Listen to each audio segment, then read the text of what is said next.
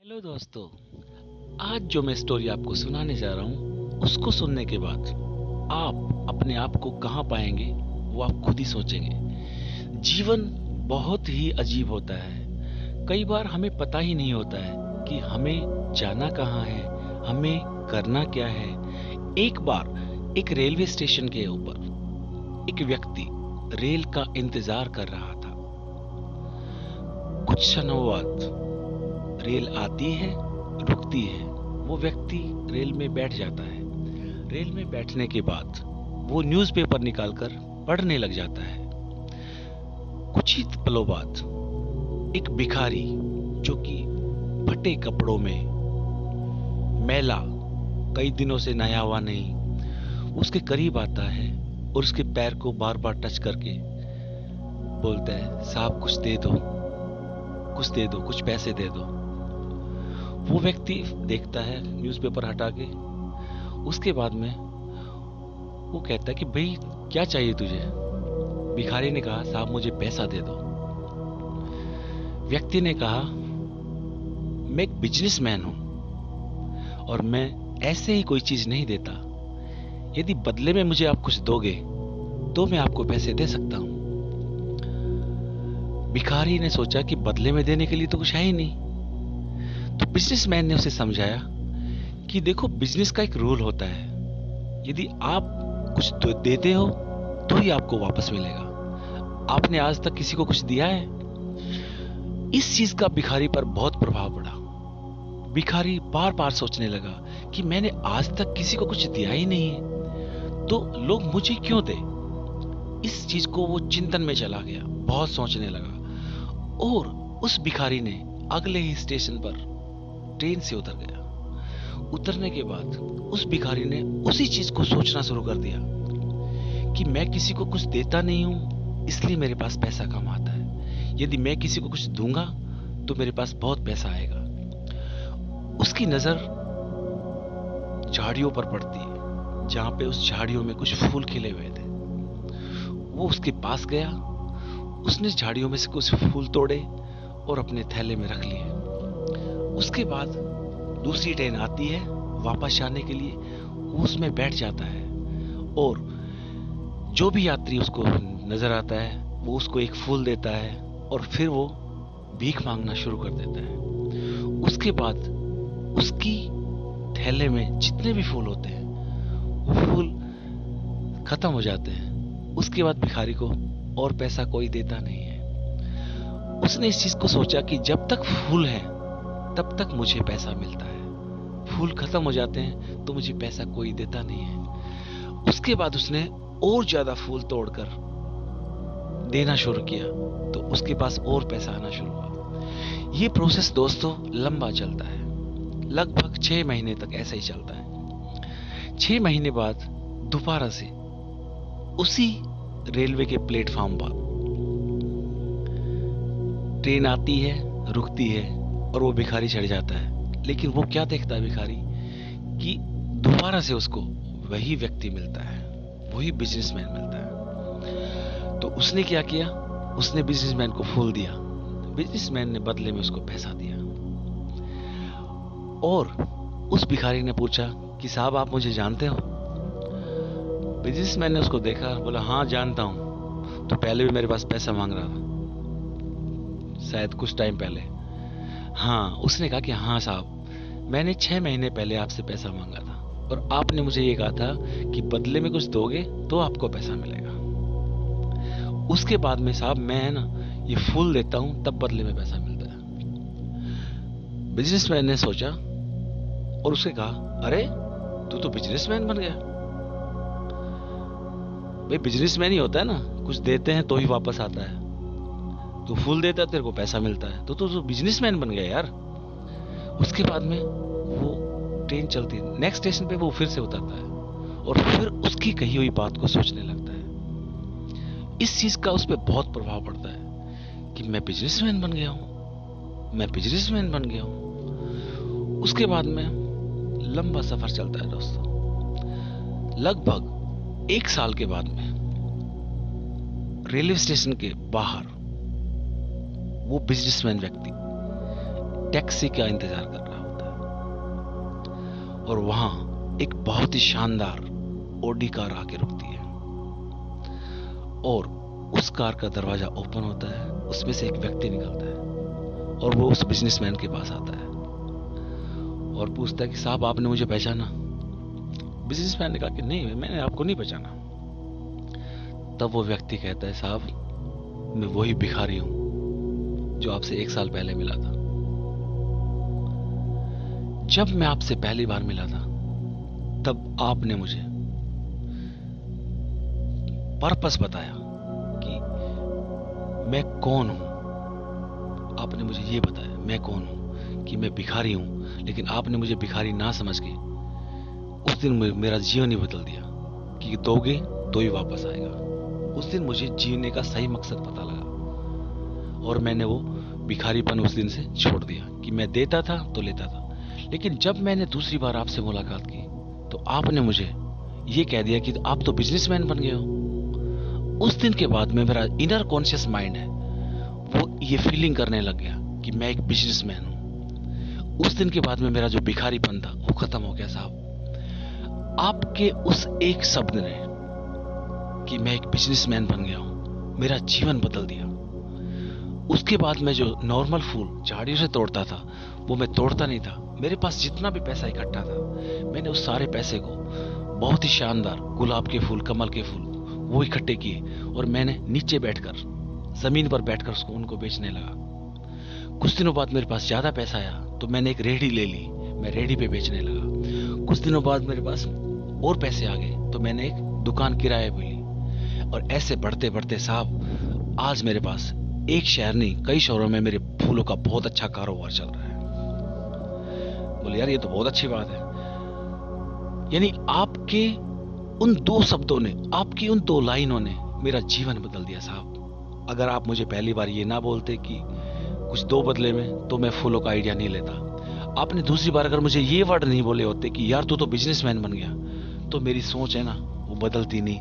आपने मुझे भिखारी से बिजनेसमैन बना दिया और आज मैं बहुत अच्छे बिजनेसमैन में काउंट होता हूं। दोस्तों, हमारा जो मन है वो बहुत चंचल होता है, पागल टाइप का होता है। इसको जो हम कहते हैं ये वही मान लेता है। अगर हमने इसको समझा दिया तो ये समझ जाता है। इसको भेद करना नहीं आता है, ये भेद करना जानता नहीं है। वास्तविक दुनिया और काल्पनिक दुनिया में ये बिल्कुल भेद करना जानता नहीं है। वास्तविक दुनिया और काल्पनिक दुनिया क्या होती है इसको नहीं पता। इसको जो आप बोलोगे ये वही करता है। उस भिखारी ने अपने मन को ये कह दिया कि मैं एक बिजनेसमैन हूं और 6 महीने के अंदर वो भिखारी बिजनेसमैन बन जाता है। तो आप कल्पना कीजिए क्या नहीं कर सकता। आपने यदि 3 इडियट्स में मूवी देखी होगी, 3 इडियट्स आपने अगर मूवी देखी होगी तो मूवी में रणछोड़ दास ने यही बताया था कि हम लोग रात को सो जाते थे, चौकीदार आता था और कहता था all is well, all is well, और हम लोग ऐसे बेफिक्र होकर सो जाते थे जैसे सब कुछ ठीक है। लेकिन जब चोरी होती तो पता लगता है साले को दिखता ही नहीं कुछ भी। इसका मतलब हमने अपने मन को समझा दिया ना कि सब कुछ ठीक है, all is well, all is well, कुछ नहीं होने वाला। तो ये मन की सोच होती है। इसी तरह जो स्टूडेंट्स लोग हैं मैं उनको बताना चाहूंगा, अगर आप अभी स्टडी कर रहे हैं और आपके मन में एक बहुत बड़ा ख्वाब है, आपको एक बहुत अच्छा एमबीबीएस डॉक्टर बनना है, तो आप आज से अभी से ही अपने मन को ये समझा दो कि मैं एमबीबीएस डॉक्टर बन चुका हूं। यानी कि आप अगर 9th में पढ़ते हैं तो आप ये माइंड में सेट कर लो 9, 10th, 11, 12, उसके बाद में और 4 साल, यानी कि 4, 2, 6, 7, यानी आने वाले 7 साल में मैं डॉक्टर बन चुका हूं। बच्चों, डॉक्टर का मतलब आप उस डॉक्टर की इमेज को अपने माइंड को अभी से दिखा दो। बिकॉज ये है ना, ये वास्तविक और काल्पनिक में भेद करना नहीं जानता है। अगर आपने इसको बता दिया कि 7 साल बाद मैं एमबीबीएस डॉक्टर बन गया हूं, तो ये मान लेता है और आप आने वाले 7 साल में एक बहुत अच्छे एमबीबीएस डॉक्टर बन चुके हो। आप कल्पना नहीं, आप ख्वाब देखना शुरू कर दो। शुरू में आपके जो ख्वाब है वो आप आंख बंद करके देखोगे। आप आंखें बंद करो और आप देखो कि मैं एमबीबीएस डॉक्टर बन गया हूं। मैं अपनी क्लिनिक में बैठा हुआ हूं और मेरे पास मरीज आ रहे हैं। मरीज आ रहे हैं और मरीजों को इतना विश्वास है कि मैं उन दवा से ठीक कर दूंगा। आपके पास कुछ मरीज ऐसे भी आ रहे हैं जो ऑलरेडी ठीक हो रहे हैं और हाथ जोड़ के आपसे कह रहे हैं कि साहब आपने हमें ठीक कर दिया, आपका बहुत बहुत धन्यवाद। उस फीलिंग को महसूस करो। अगर आपने उस फीलिंग को महसूस कर लिया तो आप रियल वर्ल्ड में डॉक्टर बन गए। आप उस चीज को जीना शुरू कर दो, यानी उसकी पिक्चर है ना, वो अभी से देखना शुरू कर दो। अगर आपने उस पिक्चर को 7 साल बाद की पिक्चर को अपने दिमाग को दिखा दिया तो ये दिमाग मान लेगा। और इसको नहीं पता क्या कल्पना है और क्या हकीकत है, उस हकीकत को ये आज ही जीना शुरू कर देगा। और 7 साल बाद आप इतने अच्छे बेस्ट क्वालिटी के डॉक्टर होंगे कि दुनिया आपको सलाम करेगी, दुनिया आपको भगवान मानेगी। क्यों? डॉक्टर भगवान का रूप होता है। अगर डॉक्टर की दवाई से यदि कोई पेशेंट ठीक होता है तो उसके मन से आशीष निकलती है, दुआएं निकलती है। दुआएं पैसे से बढ़कर होती है। दोस्तों, मैं आपको बताना चाहूंगा, यदि आपके मन में कोई और है, आप कोई और बिजनेसमैन बनना चाहते हैं, तो उस बिजनेस के बारे में सोचिए, उसकी कल्पना कीजिए। बिकॉज ये जो मन है ना, मन, इनर माइंड, मैं आपको एक और एग्जाम्पल के माध्यम से बताता हूँ। आप एक मूवी देखने के लिए जब सिनेमा हॉल में जाते हैं तो आप उस 2 घंटे, उस 1.25 घंटे को जीते हो अच्छे से, शान से, अपनी फैमिली के साथ, अपने फ्रेंड सर्कल के साथ। उस मूवी को जब आप देख रहे होते हो, मैं एग्जांपल देके बताता हूँ। मान लो आप सिंघम मूवी देखने गए हो और सिंघम मूवी में जब जब अजय देवगन फाइट करता है, मारता है, आप खुद अपने आप को अजय देवगन समझने लगते हो। सोच के देखिए, उसको मार, उसको मार, उसको मार, ऐसे मतलब हमारे मन से, हमारे इनर कॉन्शियस मन से वो आवाजें निकलती रहती है। और इतना ही नहीं, हम जब थिएटर से बाहर आते हैं तो उस मूवी का जो बुखार होता है वो घंटे 1.5 घंटे हमारे माइंड से जाता ही नहीं। अपने आप को अजय देवगन समझते रहते हैं। वही पुलिस की इमेज, वही सर पे टोपी, मतलब आंख बंद करते ही अपने अजय देवगन की जगह अच्छे से आप ही खड़े हो, ऐसी फीलिंग आती है। ऐसा नहीं, रियलिटी होती है। रियल वर्ल्ड में यही होता है। मान लीजिए अभी आप जॉब कर रहे हैं, नौकरी वाले हैं, आप जॉब कर रहे हैं, कोई बात नहीं, आपका कोई फ्रेंड मिलता है, आपको कितनी खुशी होती है, ये मेरा पुराना फ्रेंड है, मिल गया। और जब आप 2 दोस्त आपस में बात कर रहे होते हो तो आप बात करते हो, स्कूल की बात करते हो कि अपना स्कूल। जब आप स्कूल मुंह से बोलते हो तो उससे बोलते के साथ ही आपका जो ओरिजिनल स्कूल होता है, जहां आपने पढ़ाई की है बचपन में, उस स्कूल की इमेज ऑटोमेटिक आपके मन में बन जाती है। क्यों बनती है दोस्तों? उसके बनने का यही मन है, रीजन होता है कि आपने स्कूल का नाम लिया क्योंकि वो जिंदगी आपने जी है। जिस जिंदगी को आपने जिया है वो जिंदगी आप कभी नहीं भूल सकते। अगर आप बोलोगे कि भाई अपना जो ड्राइंग टीचर का नाम लेते ही ड्राइंग टीचर का जो फेस है वो आपके मन में बन जाता है, उसके फोटो बन जाती है। क्यों बनती है? क्योंकि आपका इनर कॉन्शियस माइंड उस पिक्चर को देखता है। मैं आपको क्लियर कर दूं कि जो चीजें आप देखते हैं वो चीजें आपका जो इनर कॉन्शियस माइंड है वो 90% तक अचीव करता है, उसको भूलता नहीं है।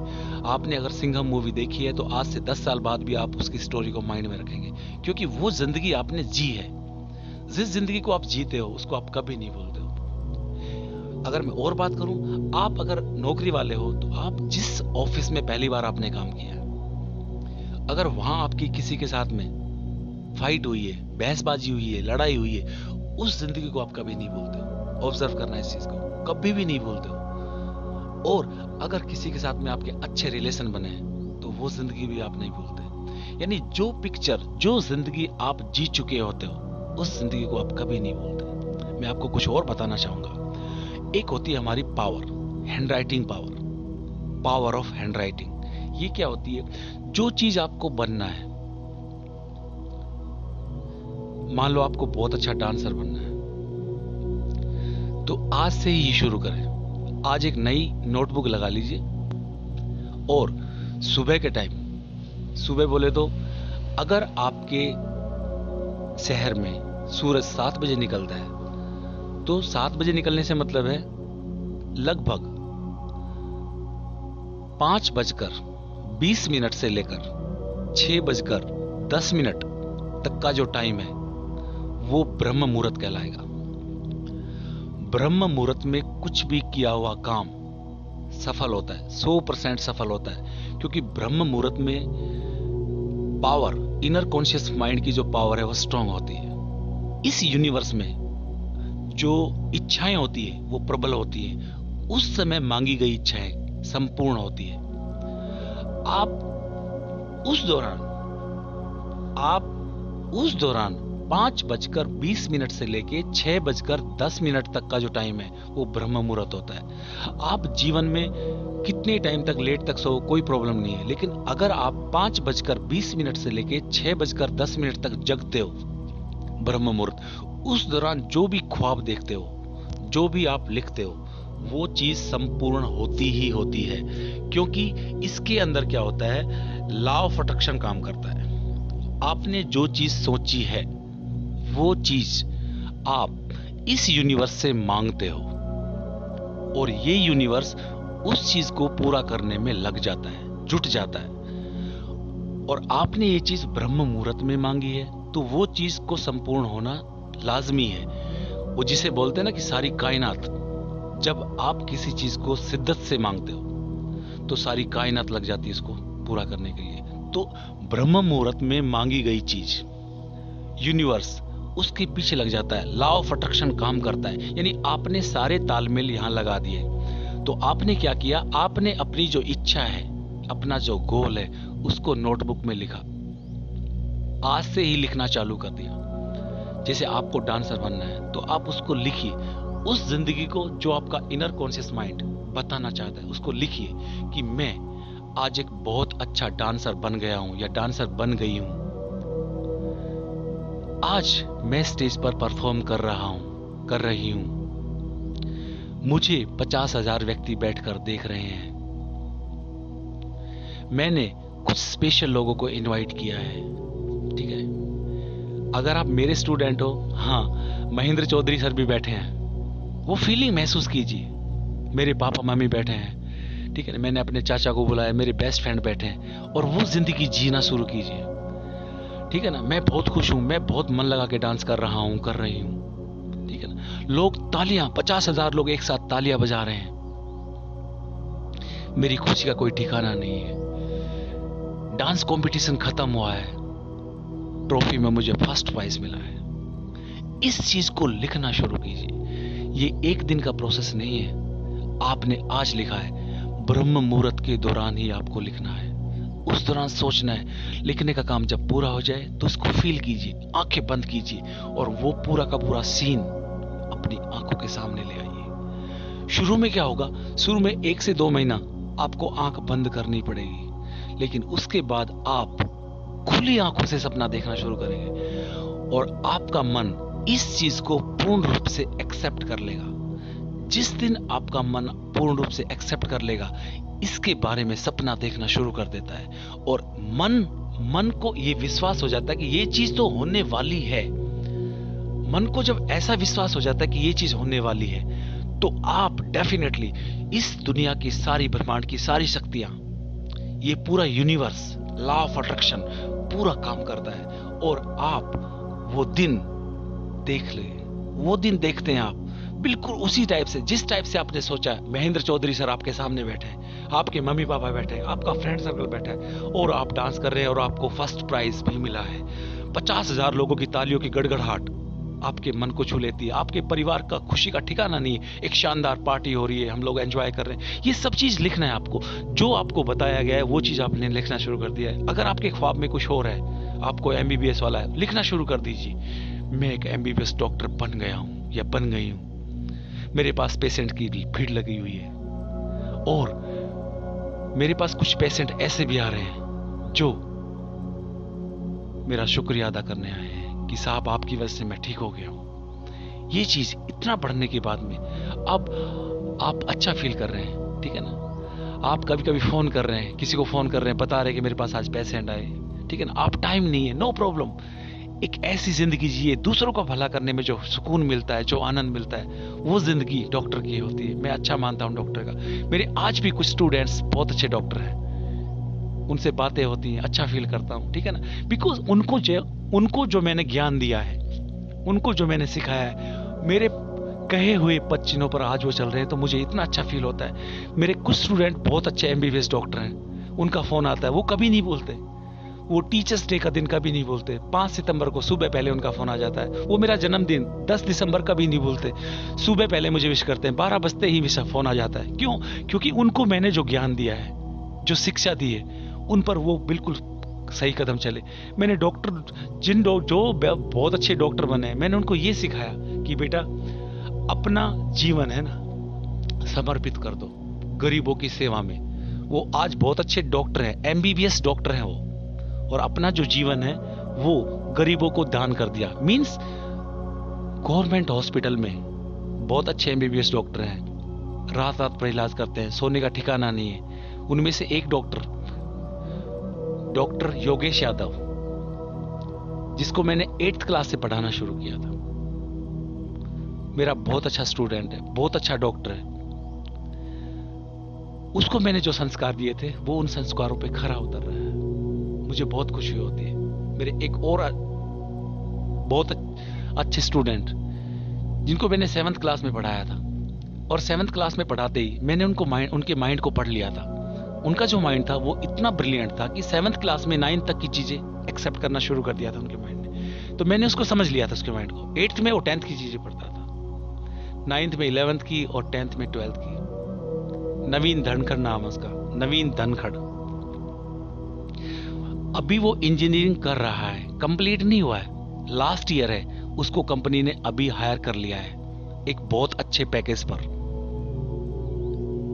यानी जो आपने 3 इडियट्स मूवी में देखा था कि इंजीनियरिंग फिनिश होने से पहले आपके हाथ में जॉब होगा, ये वो ब्रिलियंट स्टूडेंट है। I am proud of him, Naveen Dhankhar. ऐसे एक नहीं, ऐसे मेरे बहुत सारे स्टूडेंट हैं जिन्होंने अपनी लाइफ को, यानी एक वर्ड जो होता है ना, मैं क्या बोल रहा हूं कि एक जो वर्ड होता है ना, एक जो बात होती है, अगर वो आपके माइंड ने सुन ली तो जीवन इतना अच्छा हो जाता है कि जीवन की कोई वो ही नहीं। आप जैसा बोलते हो मन को, ये वैसा होता है। लॉ ऑफ अट्रैक्शन काम करता है। कुछ लोग अपने जीवन से इतने परेशान होते हैं कि हमेशा शिकायत करते होते हैं, यार ये नहीं हुआ, या ये वो नहीं हुआ, ये नहीं हुआ। ये लॉ ऑफ अट्रैक्शन इस पर भी काम करता है। जो ये निकालता रहता है ना कमियां, कि मैं तो ये नहीं कर सकता, मैं तो ये नहीं कर सकता, वो लॉ ऑफ अट्रैक्शन उस पर काम करता है। उसके मन को नेगेटिव ही रखता है, पॉजिटिव बनने देता ही नहीं। क्योंकि वो खुद चाहता है, उसने खुद मांगा है, उसने खुद यूनिवर्स से मांगा है कि मैं परेशान हूं। तो लॉ ऑफ अट्रैक्शन काम करता है, हर हाल में काम करता है। तो वो परेशान ही रहेगा, क्योंकि उसने ऐसा सोच रखा है, उसने अपने मन में ऐसी इमेज बना रखी है कि मैं परेशान हूं। तो भाई रहना परेशान, कौन मना करता है? दुखी है ना, रहना चाहता तो है, क्योंकि लॉ ऑफ अट्रैक्शन तो काम करता ही करता है। दुखी हो तो दुखी रहने वाले हो, अगर मन से अच्छा सोचा है तो डेफिनेटली अच्छे रहने वाले हो। अपने आसपास पॉजिटिव लोगों का सर्कल रखो, नेगेटिव लोगों से कन्नी काटना शुरू कर दो।